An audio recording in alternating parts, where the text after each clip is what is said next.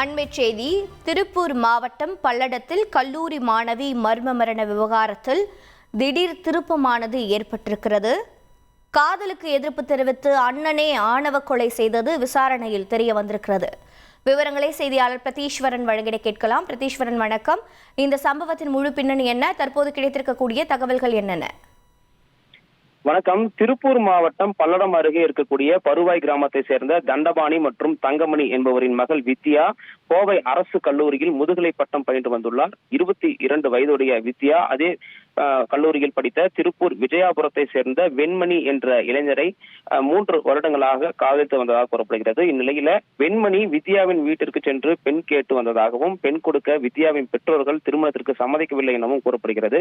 இந்நிலையில ஞாயிற்றுக்கிழமை வித்யாவின் பெற்றோர்கள் கோவிலுக்கு சென்ற நிலையில் திரும்பி வந்து பார்த்தபோது வித்யா மீது பீரோ விழுந்த நிலையில் தலையில் காயமடைந்து சடலமாக கிடந்ததாக கூறப்படுகிறது. இச்சம்பவம் குறித்து காவல்துறைக்கு எந்த தகவலும் தெரிவிக்காமல் வித்யாவின் பெற்றோர்கள் மற்றும் அவரது உறவினர்கள் வித்யாவின் உடலை அருகில் இருந்த சுடுகாட்டில் அடக்கம் செய்துள்ளனர்.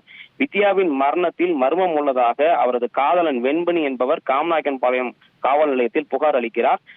வெண்மணி அளித்த புகாரின் அடிப்படையில் காமநாயக்கன்பாளையம் போலீசார் விசாரணையை தொடங்கிய நிலையில் முதற்கட்டமாக வித்யாவின் பெற்றோர் மற்றும் அவரது சகோதரர் சரவணன் என்பவரிடம் விசாரணையை தொடங்கினர். பின்னர் மருத்துவ குழுவினர் உதவியோடு சுடுகாட்டில் புதைக்கப்பட்ட வித்யாவின் உடலை வட்டாட்சியர் மற்றும் பல்லடம் டிஎஸ்பி முன்னிலையில் தோண்டி எடுத்து அங்கேயே உடற்கூறு ஆய்வும் நேற்று மாலை சுமார் 2 மணி நேரம் நடைபெற்றது. இந்த உடற்கூறு ஆய்வின் போது வித்யாவின் தலைப்பகுதியில் பலத்த காயம் ஏற்பட்டது கண்டறியப்பட்டது. மேலும் இதன் தொடர்ச்சியாக வித்யாவின் தந்தை, தாய் மற்றும் அவரது சகோதரன் சரவணன் என்பவரிடம் போலீசார் விசாரணையை தீவிரப்படுத்தினர்.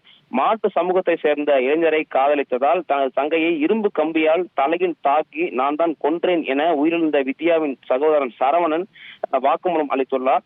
மாற்று சமூகத்தை சேர்ந்த இளைஞரை காதலித்ததால் வித்யா ஆணவ கொலை செய்யப்பட்டது தற்போது விசாரணையில் நிரூபணமாகியுள்ளது. தொடர்ச்சியாக போலீசார் வித்யாவின் தாய் மற்றும் தந்தையிடம் விசாரணையை தீவிரப்படுத்தியுள்ளனர்.